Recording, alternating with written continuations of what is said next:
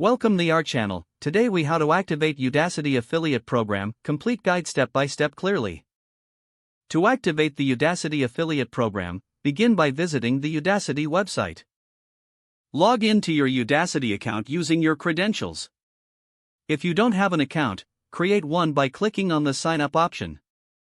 Once logged in, navigate to the footer of the home page. Look for the link labeled Affiliate Program. Click on this link to access the affiliate program page. Read through the program details to understand its terms and conditions. Locate the Join Now or similar button on the affiliate program page. Click the button to begin the application process. You will be prompted to fill out an application form. Provide your personal details, including your name, email address, and website or social media links. Include any relevant information about your audience and promotional strategies.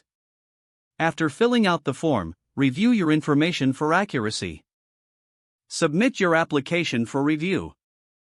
You may receive an email confirmation once your application is submitted. Wait for approval, which may take a few days. Once approved, you will receive access to your affiliate dashboard. Log into the dashboard to find your unique referral links and promotional materials. Familiarize yourself with the resources available for affiliates. Begin promoting Udacity courses using your referral links. Track your performance and earnings through the dashboard's analytics tools. Continue to engage with your audience to effectively promote the affiliate program. Stay updated on any changes or promotions from Udacity to enhance your marketing efforts. If the page does not load, refresh the browser or try again in a private or incognito window. Make sure you are using the correct email address, then retype it carefully to avoid small typos. If your password is not accepted, use the reset option and create a new strong password you can remember. Check your spam folder for verification or security emails, then complete any requested confirmation steps. Enable two-factor authentication if available to improve account security and reduce unauthorized access risk.